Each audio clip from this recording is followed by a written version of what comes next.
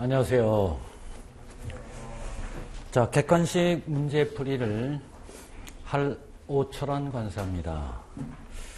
여러분들이 아마 1차 시험을 대비를 해서 아마 여러 가지 모양으로 해서 아마 공부를 전부 하셨을 거예요. 이제 얼마 남지 않은 그 기간 동안에 이 객관식 문제의 경우는 문제를 많이 풀어보셔야 됩니다. 그것은 관세법뿐만 아니라 다른 과목도 마찬가지로 문제를 많이 풀어보셔야 되겠습니다. 자, 여러분들이 지금 교재를 갖고 계시는데 여러분들이 풀 문제는 정확하게 관세의 기본 이론을 제외한 1055개의 문제를 풀어볼 거예요. 그래서 단원별로 해서 순차적으로 설명드리면서 여러 가지 그러한 내용을 말씀을 드릴 그러한 예정이 되는데요. 일단 여러분들이 학원에 오실 때 뭐 문제집은 물론 갖고 오셔야 되겠고, 그리고 법령집을 꼭 갖고 오세요. 법령집하고 문제집만 갖고 오시고, 그 이외의 경우는 뭐 불필요하니까 갖고 오지 않으셔도 되겠습니다. 그리고 부탁드리고 싶은 것은 여러분들 미리 오시기 전에 예습을 먼저 해오세요. 예습을 해온다는 얘기는 뒤에 있는 정답을 보지 말고요. 여러분 나름대로 문제를 풀어보시고 내가 어느 부분을 틀렸느냐 이러한 부분을 체크를 해서 여러분 걸로 분명히 만들으셔야 되는 것이지, 여기 오셔가지고 미리 예습도 안 해오시고 뭐 같이 이렇게 푸는 것은 뭐 별로 그렇게 도움이 되지를 않습니다. 그리고 제가 항상 얘기를 한 것처럼 법령집을 여러분들이 많이 보셔야 되는 그러한 부분이에요. 여러분들이 객관식 문제집을 지금 보시는데 보는 이유는 2차를 위해서 보는 것이지 뭐 1차를 위한 뭐 그런 목적도 있지만 결국은 2차를 위해서 문제를 푸는 것이니까 예습을 꼭 해오셔야 될 부분이 되겠습니다. 자, 그러면은 뭐 시간도 없고 등록을 하니까 1장부터 해서 19장까지 해서 쭉 1055개의 문제를 살펴보도록 하겠습니다.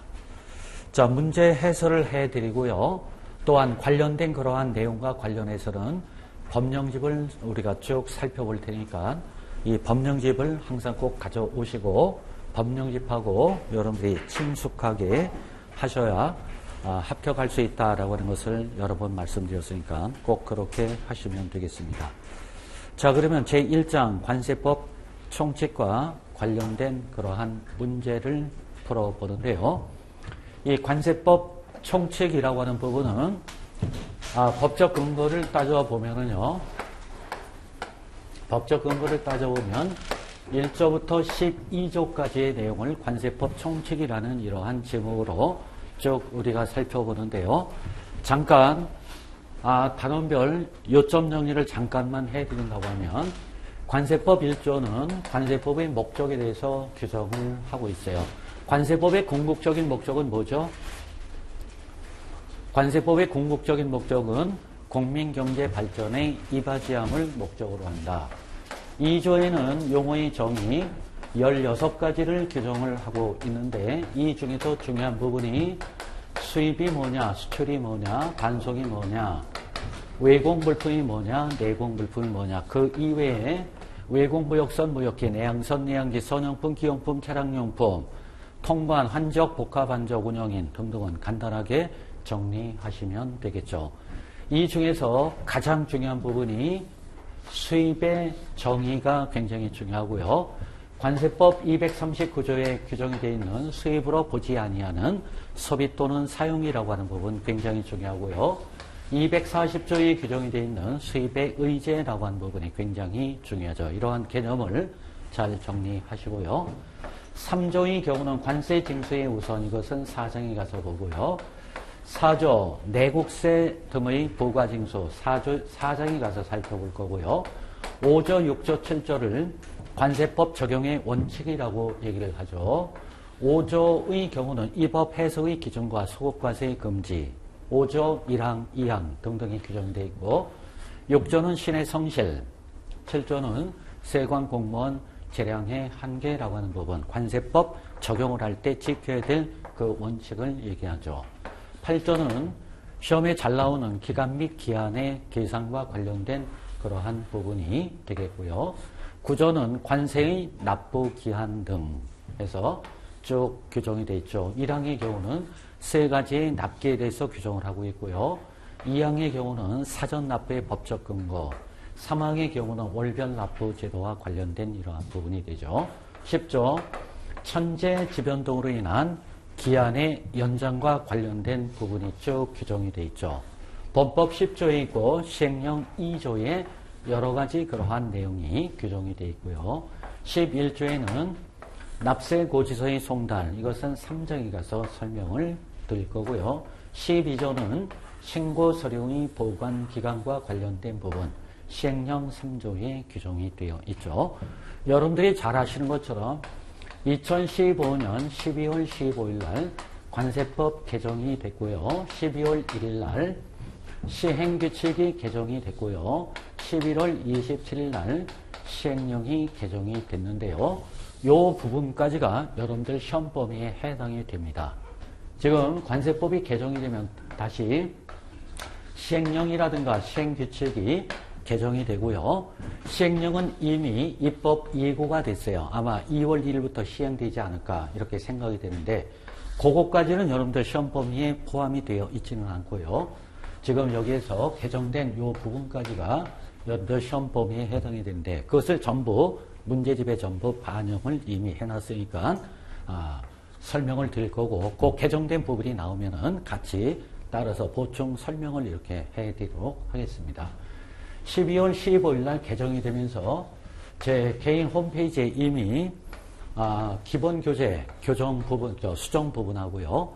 또 법령집 여러분들 갖고 계시는 거 어떻게 고쳐라 라고 하는 부분을 전부 해드렸어요. 이것을 여러분들이 전부 해놓고 문제를 푸셔야 되는 부분이에요. 이거 정리 안 해놓고 하면은 큰일 나는 거란 부분이에요. 정리 안 하신 분은 정리 좀 해두시고 특히 법령집 그 개정된 부분을 좀 반영을 해서 보시면 좋겠고 개정된 부분에 대해서 전부 말씀을 드리도록 하겠습니다.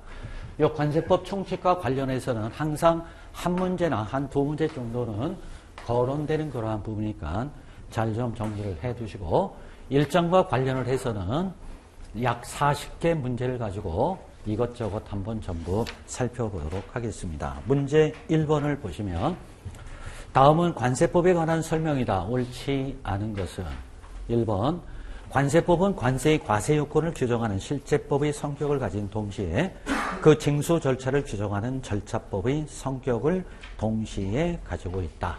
실제법, 절차법의 성격을 동시에 가지고 있다. 굉장히 괜찮고요.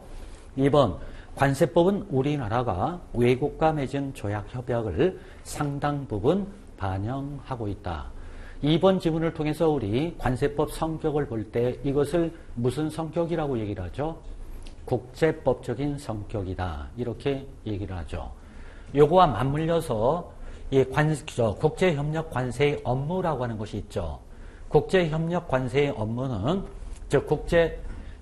협력 관세의 그 유형은 크게 몇 가지가 있어요. 세 가지가 있죠. 관세 양호라고 하는 것이 있고 면세 협정이라고 하는 것이 있고 관세 행정 발전에 관한 협약 이러한 것들이 있죠. 이 업무를 통해서 국가 간의 협력을 하는 것 그런 대표적인 예가 여러분들이 아시는 이 30조 내지 35조에 규정되어 있는 과세 결정 방법이라든가 235조에 규정된 지식재산권의 보호제도라든가 84조에 규정된 품목분류체계의 수정 73조에 있는 관세의 양호 이러한 것들이 조약협정을 관세법에 반영을 하고 있다.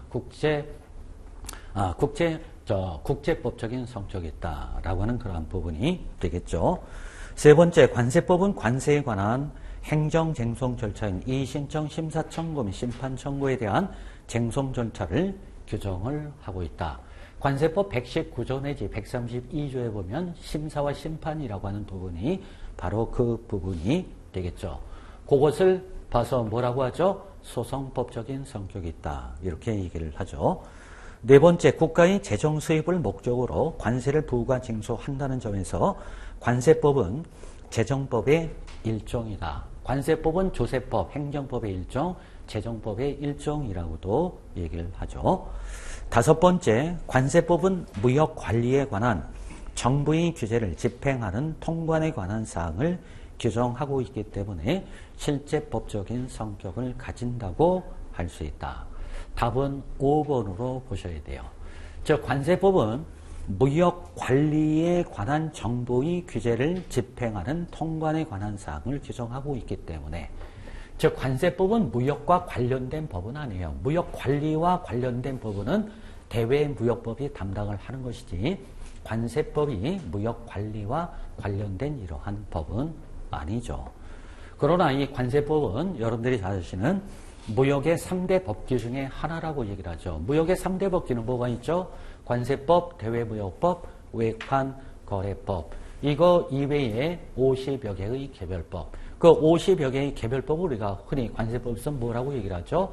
세관장 확인 대상 물품이라고 하죠. 법적 근거는 226조, 허가 승인 등의 증명 및 확인이라고 하고, 그 부분에서 이번에 관세법 개정이 되면서 추가되는 그러한 부분이 있죠. 안전성 검사라고 하는 부분이 이번에 그거와 관련해서 추가되는 그러한 부분이 되겠습니다. 정답은 5번과 5번이 정답이라고 하고요. 1번, 2번, 3번, 4번, 5번 지문과 관련해서 지금 말씀드렸던 그러한 내용을 좀 폭넓게 여러분들이 개념 정리를 하시면 좋겠죠. 2번 문제. 다음은 관세 및 관세법에 관한 설명이다. 옳지 않은 것은 1번 관세의 부과는 무역 장벽이 된다. 어떨까요? 괜찮죠? 자, 1번 지문을 통해서 무역의 3대 그 장벽이라고 하는 것이 있는데, 무역의 3대 장벽에서 제일 첫 번째는 수량 제한이라고 하는 것이 있고요. 두 번째는 애환관리라고 하는 부분이 있고요. 세 번째는 관세 부과라고 하는 부분이 무역의 3대 장벽이라고 얘기를 해요. 무역의 3대 장벽. 이 수량 제한하고 애환관리를 뭐라고 하느냐면 비관세 장벽이라고 얘기하죠. 이것을 직접적인 통제 수단이라고 얘기를 하고요. 관세 부과라고 하는 것은 관세 장벽. 다시 말씀드려서 간접적인 통제 수단이라고 하는 것이죠.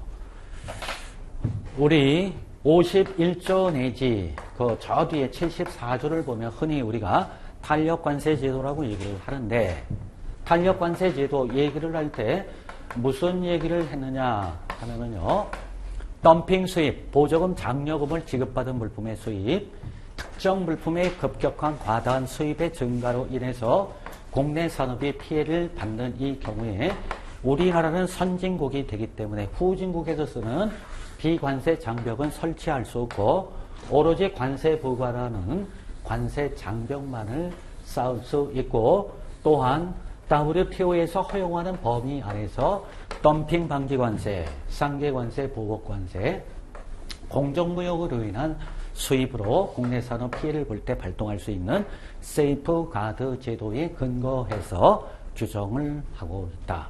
그래서 관세 부과라고 하는 것은 하나의 무역 장벽이 된다. 즉 수입 물품에 대해서 관세를 부과하면 그만큼 가격이 올라가기 때문에 소비자 입장에서는 많은 좀 높은 가격을 주고 사기 때문에 그거는 사지를 않고 그거하고 똑같은 국내에 있는, 국내에서 생산되는 그러한 물품을 사용하게 하는, 보이지 않는 그러한 무역 장벽이 된다. 두 번째, 관세법은 조세법, 행정법의 일종이다. 세 번째, 관세법의 궁극적인 목적은 국민경제의 발전에 있다. 괜찮죠?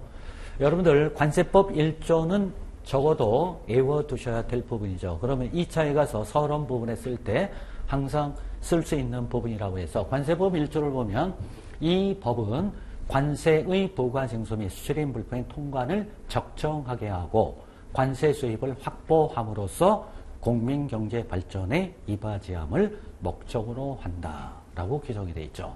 궁극적인 목적, 국민경제의 발전. 그래서 무역과 관련된 대부분의 법의 궁극적인 목적은 국민경제 발전에 이바지함을 목적으로 한다. 여러분들이 FTA 관세 특례법을 공부하신 분도 있겠고 공부하지 않은 분도 계실 텐데, FTA 관세 특례법 1조에도 보면 원활한 협정의 이행과 국민경제 발전에 이바지함을 목적으로 한다라고 되어 있고요.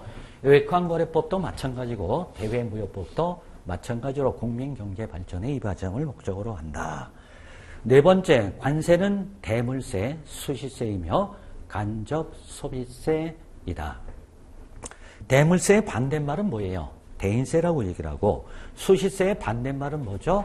정기세라고 얘기를 하고, 간접소비세, 직접세라고 얘기를 하죠.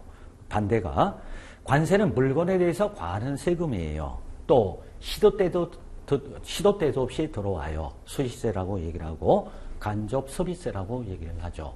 예를 들어서 꼴찌 300세트를 수입하면 300세트에 해당되는 관세는 누가 내죠? 그 물품을 수입한 화죠. 통관을 해서 누구요? 도매상, 소매상. 최종 관세는 누가 냅니까? 최종 소비자가 납부를 하게 되죠. 간접소비세이다. 다섯 번째, 관세법은 국경선을 통과하는 물품에 대하여 규제하는 법이다. 5번 질문 어때요? 자, 관세법은 국경선을 통과하는 물품에 대하여 규제하는 법으로 관세 행정의 기초가 되는 법을 말한다. 맞습니까? 국경선이 아니라 관세선이 되겠죠. 관세선이 되겠죠. 처음에 관세법 기본 내용할 때 이런 그림을 그려드렸을 거예요. 외국이다, 국경선이다, 관세선이다, 우리나라다. 자, 외국으로부터 선박항공기에 적재를 해서 국경선을 넘어서 관세를 통과해서 우리나라에 들어와요. 이것을 수입 물품이라고 이렇게 하는 것이죠. 요 수입 물품이 요 관세선을 통과할 때 소정의 세금을 부과하는데 이것을 관세라고 하면서 이 관세법이라고 하는 것은 요 관세선을 출입하는 물품에 대해서 규제하는 법으로 관세행정의 기초가 되는 그러한 법을 말한다. 관세선이에요. 만약에 우리가 대외무역이 없다라고 하면 우리 관세자 자체가 필요 없고 세관 자체가 필요 없고 여러분들이 이런 공부를 할 필요가 없다는 얘기예요. 우리나라는 보존자원이 부족하기 때문에 결국 어떤 물품을 만들 때 원재료라고 하는 것은 외국의 수입에 의존을 할 수밖에 없다라고 하는 그러한 부분이 되는 거예요. 그래서 이 각국은 이 관세선, 관문이라고 하는 것을 설치를 해놓고 이 관문을 출입하는 물품에 대해서 세금을 과하는데 그것을 관세라고 얘기를 하고 우리나라의 경우 14조에 보면 수입 물품에는 관세를 부과한다 해서 우리나라의 경우 과세 물건은 오로지 수입 물품이다. 우리나라만 그런 거예요. 그런데 브라질에서 커피를 수출을 할 때 관세 징수를 해요. 이태리에서 유황을 수출을 할 때도 관세라고 하는 것을 징수를 합니다. 우리나라만 오로지 이것이다 해서 5번이 틀려요. 국경선이 아니라 관세선을 통과하는 물품에 대해서 규제하는 법이다 라고 하는 거예요. 자, 1번, 2번 문제, 3번 문제까지는 이 관세법과 관련된 그 기초적인 그러한 문제가 되겠습니다. 세 번째, 2번의 정답은 5번이 되고요. 3번 문제, 관세법에 관한 설명으로 옳지 않은 것은 관세법은 총칙, 통칙, 보칙 및 부칙과 장절, 관조, 항호, 목체계로 구성되어 있다. 그래서 이것은 여러분들 관세법 보시면은 뭐 충분히 알 수 있는 부분이고 처음에 공부하실 때 관세법 보는 방법을 말씀드릴 때 이미 설명드렸던 그러한 부분이 되겠고요. 두 번째, 관세법은 일반 세법과 달리 관세의 부과 징수에 관한 내용 이외에 운송수단, 보세구역, 통관 등 물품관리, 범법조사에 관한 내용도 규정하고 있다. 좋은 내용이 되겠고요. 세 번째 지문을 보면 관세법은 수출입 물품의 통관에 관한 사항을 규정하고 있기 때문에 통관법적인 성격을 가지고 있다. 좋은 부분이죠. 관세법 성격을 다시 한번 정리하면 첫 번째, 조세법적인 성격, 통관법적인 성격. 세 번째는 준사법적, 형사법적, 소송법적, 국제법적인 이러한 성격이 있다라고 하는 것을 관세법 1조부터 329조를 살펴볼 때 엿볼 수 있는 그러한 성격이라고 하고요. 네 번째, 관세법은 조세법의 일종으로 획일성과 강제성을 갖고 있지 않다. 4번 질문 어때요? 관세법은 조세법의 일종으로 획일성과 강제성을 갖고 있지 않다가 아니라 획일성과 강제성을 갖고 있죠. 자, 납세의무자가 주어진 납기까지 납부하지 않으면 관세법에 의해서 어떻게 하죠? 자, 신고 납부의 경우는 납세 신고 수리부터 10월 이내에 납부를 해야 되네. 납부하지 않으면 관세법에 어떻게 규정이 되어 있어요? 강제 징수 등을 하잖아요. 해서 획일성과 강제성을 가지고 있다. 이 관세라고 하는 것은 주어진 납부 기한 내에 납부하지 않으면 강제 징수를 하죠. 그래서 관세의 성격을 본다라고 하면 관세를 납부하지 않으면 반강제적으로 징수하는 금전적 급보라고도 이렇게 얘기를 하잖아요. 정답은 4번이 되고요. 5번은 조금 전에 얘기를 했던 관세법 1조에 규정된 관세법의 목적과 관련된 그러한 지문이 되겠습니다. 꼭 머릿속에 두셔야 되겠죠. 자, 4번 지문을 보면 관세법에서 사용하는 용어의 정의에 대한 설명 중 옳지 않은 것은 이제 4번 문제부터 본격적인 그러한 문제가 되겠습니다. 자, 4번 문제에서 정리를 해야 될 것은 용어의 정의는 법 2조에서 16가지를 규정을 하고 있다. 이것도 가끔 한 번씩 비치는 그러한 문제가 됩니다. 첫 번째, 수입은 외국 물품을 우리나라에 반입. 가로에 보면 보세구역을 경유하는 것은 보세구역으로부터 반입하는 것을 말한다. 외국으로부터 우리나라에 반입된 수입 물품은 대부분의 경우 보세구역에 장치하고 우리나라에 반입이 되는 그러한 경우도 있고 아니면 부도 직통관 제도에 의해서 선박이라든가 선박에 실어놓은 상태에서 그대로 반입이 되는 그러한 경우도 있어요. 수입은 외국 물품을 우리나라에 반입하거나 우리나라에서 소비 또는 사용하는 것을 말한다. 가로에 보면 관세법 239조 각호의 어느 하나에 해당하는 소비 또는 사용을 제외를 한다. 여러분들이 잘 아시는 239조는 수입으로 보지 아니하는 소비 또는 사용에서 뒤에 나올 거예요. 4가지의 그러한 경우가 있죠. 그것은 제외를 한다라는 얘기가 돼서 수입의 정의는 3가지로 그 토막을 낸다면 외국 물품을 우리나라에 반입하는 거, 두 번째 외국 물품을 우리나라에서 소비 또는 사용하는 것, 세 번째는 외국 물품을 우리나라 운송수단 안에서 소비 또는 사용하는 것을 수입의 정의라고 하는 것이죠. 2번 질문, 외국 물품은 외국으로부터 우리나라에 도착된 물품으로서 가로를 보면 우리나라 선박 등에 의하여 공해에서 채집 또는 포획된 수산물 등을 포함을 한다. 으로써 수입 신고가 수리되기 전의 것과 수입 신고가 수리된 물품을 말한다. 어때요? 가로가 틀리죠. 우리나라 선박 등에 의하여 공해에서 채집 또는 포획된 수산물 등은 법상의 외국 물품입니까? 내국 물품이 됩니까? 내국 물품이죠. 자, 여기서 정리를 해야 될 것은 공해에서 메르치 꽁치를 잡은 경우에 뭐를 기준으로 해서 관세법상 외국 물품, 내국 물품으로 구별을 하죠? 우리나라 선박이냐 외국의 선박이냐 그거에 따라서 관세법상 외국 물품, 내국 물품으로 이렇게 구분을 하죠. 경제수역에서 우리나라 선박이 경제수역에서 잡은 수산물 등은 관세법상 외국 물품이에요, 내국 물품이에요? 자, 우리나라의 경우는 기선으로부터 메테리를 우리나라 0이라고 얘기를 하죠. 12LE를 얘기를 하죠. 기선으로부터 요 200캐리를 우리가 보통 뭐라고 얘기를 합니까? EJC라고 얘기를 하죠. 배타적 경제 수역이라고 얘기를 하고요. 그 다음에 공해라고 얘기를 하는데 관세법상 이 경제 수역이라고 하는 것은 뭐에 포함이 되죠? 공해에 포함이 된다라고 하는 것을 알아두셔야 되겠죠. 그러면 가로 안에 있는 것은 내국 물품이죠. 내국 물품은 과세 대상이 되지를 않잖아요. 요것 때문에 수산물 등을 포함한다가 아니라 어떻게 고쳐야 돼요? 제외한다라고 해야 되죠. 정답은 2번이 되겠습니다.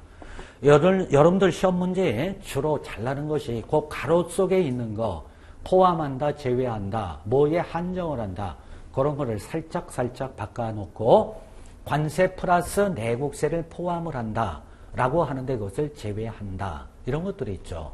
여러분들이 잘 아시는 41조에 규정이 되어 있는 중가상금 부적용 대상은 얼마예요? 중가상금 부적용 대상은 금액으로 얼마예요? 3%, 1.2%, 5년 100만원 미만 부적용 대상 1, 2, 3, OK 플러스 1 100만원 미만이죠. 그 100만원은 관세 플러스 내국세를 포함을 하잖아요. 그런 것들을 잘 보셔야 될 부분이에요. 그리고 5억 원 이상의 관세에 대해서는 관세 징수권 소멸시효는 몇 년이죠? 몇 년이죠? 체납된 관세가 5억 원 이상인 경우 관세 징수권 소멸시효는 몇 년이에요? 10년이잖아요. 그럴 때 5억 원이라고 하는 건 순수한 관세만은 아니죠. 나중에 뒤에 문제가 있는데요. 관세 플러스 내국세 합친 것을 얘기를 하잖아요. 그런 것들을 잘 보시라는 얘기가 돼요. 2번이 틀렸고요. 세 번째, 복합 환적이란 입국 또는 입학하는 운송수단의 물품을 다른 세관 관할 구역으로 운송하여 출국 또는 출항하는 운송수단으로 옮겨 실는 것을 복합 환적이라고 합니다. 그럼 복합 환적을 하려면 세관장한테 어떤 조치사항이 필요해요? 신고사항이에요? 허가사항이에요? 승인사항이에요? 환적 또는 복합 환적을 할 때에는 세관장 어떤 조치사항이 필요해요? 신고예요? 허가예요? 승인이에요? 아니면 마음대로예요? 신고죠, 신고. 환적 신고, 복합 환적 신고라고 얘기를 하는 거죠. 법적 근거는 140조 2항에 규정이 되어 있고요. 네 번째, 외국무역선 또는 외국무역기는 무역을 위하여 우리나라와 외국 간을 운항하는 선박 또는 항공기를 말한다. 외국무역선, 무역기가 되려고 하면 전제 조건은 뭐죠? 어떠한 조건이에요? 친선, 외교, 국방의 목적으로 NO. 무역을 위하여 우리나라와 외국 간을 운항하는 선박 항공기를 외국무역선 무역기라고 한다. 그 이외에 선박 항공기를 관세법에서는 146조에 그 밖의 선박 항공이다. 그 밖의 선박 항공기 중에서 외국무역선 무역기의 규정을 준용하는 선박은 어떤 게 있죠? 병원선, 원양어선, 해양대 실습선, 환승전용 내항기의 경우는 외국무역선 무역기에 관한 규정을 준용을 하죠. 그러나 군함이라든가 전투기, 그 다음에 그 정부를 대표하는 그 사절이 이용하는 선박 항공기에게는 규제 대상이 아니다. 146조 같은 선상에 놓고 정리를 같이 해 두시면 되겠죠. 다섯 번째, 반송은 국내에 도착한 외국 물품이 수입 통관 절차를 거치지 아니하고 다시 외국으로 반출되는 것을 말한다. 어때요? 국내에 도착한 외국 물품이 수입 통관, 즉 수입 신고가 수리되기 전에 다시 외국으로 나가는 것을 얘기를 하는 것이죠. 자, 굳이 한번 따져본다라고 하면 외국으로부터 들어와요. 대부분의 경우 보세구역에 장치해요. 수입신고를 합니다. 그 다음에 수리라는 이러한 과정을 거치게 되는데 들어와서 이렇게 나가도 반송이고 수입신고하고 이렇게 나가는 경우도 반송이고 적어도 수리가 되기 전 상태에서 나가면 되죠. 국내에 도착한 외국 물품이 수입 통관 절차를 거치지 않은 상태에서 다시 외국으로 반출되는 것을 말한다. 그런데 삐집고 나와서 다시 보내려고 하면은 이미 신고해서 수리가 되면 이 물품은 외에서 뭐가 되는 거예요? 내가 되는 거니까 내국 물품을 외국으로 반출하는 것을 관세법상 뭐라고 얘기를 하죠? 수출이라고 한다. 이때 수출 통관 절차를 거쳐야 된다. 좌우당간 국내에 도착을 해야 돼요. 도착한 물품이 수입 신고가 수리되기 전 상태에서 다시 외국으로 나가는 것을 반송이라고 하는 것이다. 정답 2번이 되겠습니다. 5번 문제 관세법상 용어 정의에 관한 설명으로 옳은 것은 1번 우리나라와 자유무역 협정을 체결한 국가의 선박에 의해 협정국 인근의 공해상에서 채집 또는 포획한 수산물을 우리나라에 반입한다면 관세법상 수입이라고 볼 수 없다. 어떨까요? 그럼 한번 따져볼게요. 우리나라와 자유무역 협정을 체결한 국가의 선박은 외국의 선박일까요? 우리나라의 선박일까요? 외국 선박이죠. 그럼 외국 선박에 의거 협정 인근의 공해상에서 채집 포획한 수산물은 결국 뭐예요? 외국 물품이죠.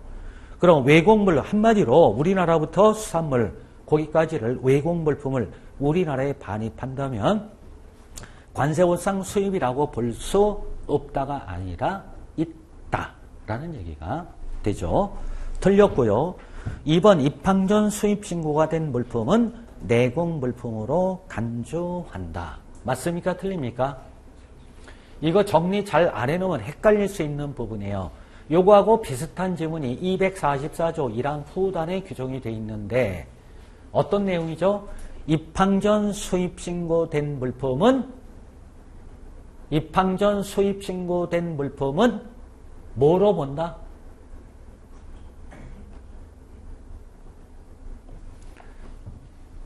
자, 입항 전 수입 신고를 했어요. 입항 전 수입 신고가 뭐예요?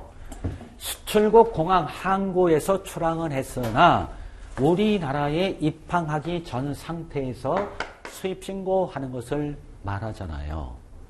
입항 전 수입 신고된 물품은 우리나라에 도착된 물품으로 본다라고 하는 것이지 내국 물품으로 간주한다라고 하는 것은 새빨간 거짓말이죠. 그거 잘 기억을 해 두셔야 되겠고요. 세 번째, 환적이란 동일한 세관의 관할 구역에서 입국 또는 입항하는 운송수단에서 출국 또는 출항하는 운송수단으로 물품을 옮겨 실는 것을 말한다. 어때요? 환적이 되려고 하면 동일한 세관 관할 구역 안에서 이루어져야 되죠. 3번 괜찮죠? 띄어쓰기 잘 됐고 오타 없고 괜찮죠? 3번 정답이 되겠고요. 4번 통관은 관세법에 따른 절차를 이행하여 물품 영역 및 서비스 등을 수입, 수출 또는 반송하는 것을 말한다. 어때요? 뭐 때문에 틀리죠? 관세법상 통관의 대상은 뭐다? 오로지 물품이다. 용역 서비스는 관세법상 통관의 대상이 되지를 않는다. 대외무역법상 수입, 수출로 볼 수는 있겠지만 관세법에서는 그렇지는 않죠. 5번 우리나라 선박에 의해 외국 영해에서 채집 또는 포획한 수산물을 우리나라에 반입한다면 관세법상 수입이라고 볼 수 없다.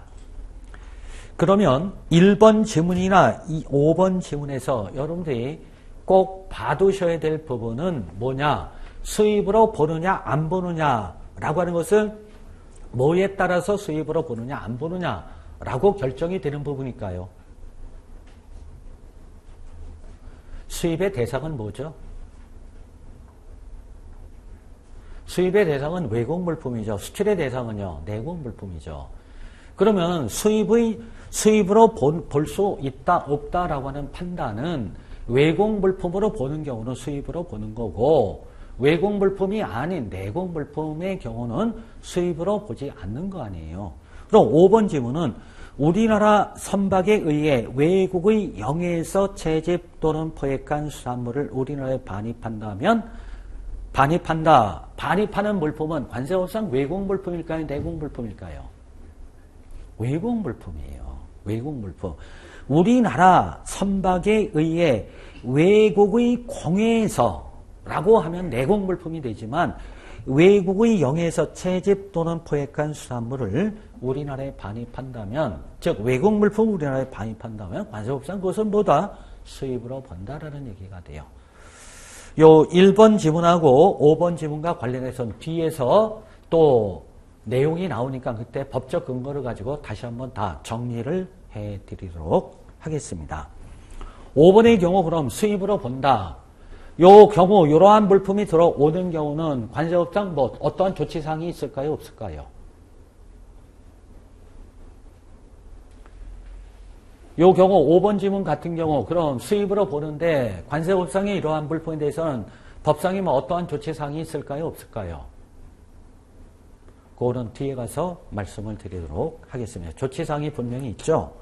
그래서 정답은 3번이 되겠습니다.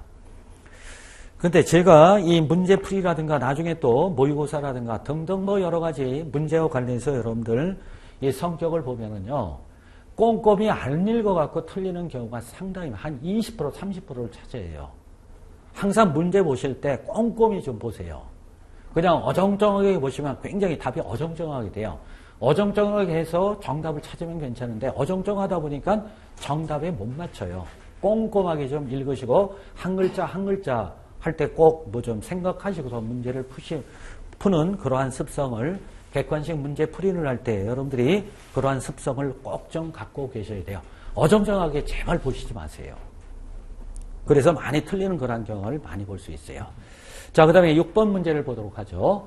관세법상 수입에 해당되지 않는 것은 1번 외국의 선박 등에 의해서 공해에서 채집 또는 포획된 수산물 등으로 우리나라에 도착된 것으로서 보세구역으로부터 반입하는 것. 이건 뭐죠? 외국 물품을 우리나라에 반입하는 것. 당연히 수입으로 보는 경우죠. 2번 외국으로부터 우리나라에 도착된 물품을 우리나라에 반입하는 것. 똑같은 내용이 되겠고요. 3번 외국 물품을 우리나라에 반입하는 것.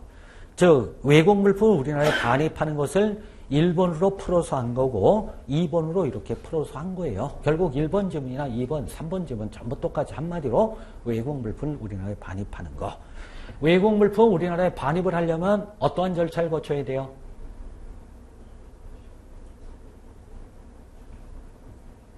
외국 물품을 우리나라에 반입하려면 어떻게 해야 돼요? 수입신고 수리하는 통관 절차를 거쳐야 되죠. 수입이라는 얘기는 외국 물품을 내국 물품화하는 것을 얘기하죠. 수출은 내국 물품을 외국 물품화하는 것을 얘기를 하죠. 네 번째, 외국으로부터 우리나라에 도착된 원재료를 보세 공장에 반입하는 것.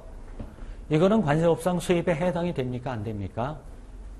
수입으로 번다라는 얘기는 소정의 관세를 징수를 한다라는 의미, 굉장히 오묘한 뜻이 있다라고 여러 번 강조를 했던 거란 부분이야. 기본 내용이라든가 등등해서 여러 번 얘기를 했죠. 수입이라고 하는 얘기는 관세를 징수한다. 그럼 외국으로 4번 지문에 외국으로부터 우리나라에 도착된 원재료를 보세 공장에 반입하는 거. 이거 수입으로 봅니까? 수입으로 본다라는 얘기는 그러면은 보세 공장에 반입되는 원재료를 수입으로 본다라는 얘기는 관세를 징수를 하겠다라는 얘기가 되죠. 그런데 보세 공장에 반입되는 원재료에 대해서는 어떤 혜택이 있어요? 관세 유보를 하죠. 미납된 상태에서 어떠한 물품을 제조, 가공하는 것을 얘기하죠. 이것은 반입이라고 얘기를 해요. 그것은 수입이라고 하지는 않고 반입이라고 얘기를 하는 것이다. 여기에 외국으로부터 우리나라에 도착된 원재료예요. 원재료. 원재료에 대해서만 관세를 납부하지 않은 상태에서 어떤 물품을 제조, 가공하는 것이지 그 보세 공장에서 사용하는 원재료를 제외한 이러한 시설재 등에 대해서는 어떻게 해요? 전부 수입 통관 후에 사용을 해야 된다라고 하는 그러한 부분이 되겠습니다. 그럼 보세 공장에 반입되는 원재료는 몇 가지가 있죠? 자, 중요한 부분이니까 185조를 한번 보도록 하겠습니다. 185조 옆에 보면은요, 시행령상이 규정이 되어 있는데, 시행령 199조를 보세요. 시행령 199조. 보세공장 원재료의 범위. 1항 185조의 규정에 의하여 보세공장에서 보세 작업을 하기 위하여 반입되는 원재료, 또는 재료, 이것을 보세공장 원재료라고 한다. 그거는 세 가지예요. 꼭 정리를 하셔야 돼요. 1호, 당해 보세공장에서 생산하는 제품에 물리적 또는 화학적으로 결합되는 물품. 2호 당해 보세 공장에서 생산한 제품을 제조 가공하거나 이와 비슷한 공정에 투입되어 소모되는 물품. 그 단서조항 시험에 굉장히 많이 나오죠. 다만 기계기구 등의 작동 및 유지를 위한 물품 등 제품의 생산에 간접적으로 투입되어 소모되는 물품을 제외한다. 세 번째, 당해 보세 공장에서 생산한 제품의 포장용품. 요 세 가지를 보세 공장에 반입되는 원재료라고 하고, 보세 공장에 반입되는 이 원재료에 대해서는 관세를 납부하지 않은 상태에서 사용을 하게 어떤 물품 제조 가공을 한다라는 그러한 의미가 되는 거예요. 그 부분은 나중에 보세공장 그 편에서 13장 보세구역편에서 또 관련된 문제가 나올 테니까 미리 좀 정리를 해 두시면 좋겠고요. 다섯 번째, 보세공장에서 제조 가공한 물품을 우리나라에 반입하는 거. 이것은 어떻게 되죠? 수입으로 보는 거죠. 보세공장에서 외국 물품과 내국 물품을 원재료로 해서 걸어서 생긴 물품을 내수용으로 사용을 하려고 하면 수입신고술이라는 이러한 절차를 거쳐야 되죠. 그러면 보세공장에서 제조 가공한 물품 우리나라에 반입을 할 때에 수입통관 절차를 거쳐야 됩니다. 그 경우 보세공장에서 완성된 물품의 과세 방법은 어떠한 방법이 있죠? 제품과세가 있고 188조 제품과세가 있고 189조의 원료과세 제도가 있다. 이렇게 들어가시면 돼요. 그 부분에 대해서는 뒤에 가서 말씀을 드리도록 하겠습니다. 정답은 4번이 되겠네요. 일곱 번째, 다음 중 관세법상 수입으로와 관세를 징수하는 경우는 1번 선용품 또는 기용품을 운송수단 안에서 그 용도에 따라 소비하거나 사용하는 경우. 이것을 관세법에서는 뭐라고 얘기를 하죠? 이것을 관세법에서는 뭐라고 얘기를 하죠? 수입으로 보지 아니하는 소비 또는 사용이라고 하는 것이죠. 2번 여행자가 휴대폰을 관세 통로에서 소비하거나 사용하는 경우. 마찬가지죠. 239조 3원이 규정이 되어 있고, 세 번째, 보세구역에 장치된 외국 물품이 재해로 인하여 멸실된 경우 관세 징수합니까? 안 합니까? 보세구역에 장치된 외국 물품이 재해로 멸실이 됐대요. 없어졌대요. 관세 징수합니까? 안 합니까? 안 하죠. 이유는 239조 4호에 해당이 되죠. 관세법에서 인정된 바에 따라 소비하거나 사용하는 경우에 이해라고 말씀을 드렸죠. 요거 말고 세관장 승인을 받아 폐기를 한 경우에도 관세를 징수하지 않는다라고 하는 것은 공통적인 그러한 부분이 되겠죠. 네 번째, 보세 운송 도중 외국 물품이 재해나 그 밖의 사유로 망실된 경우.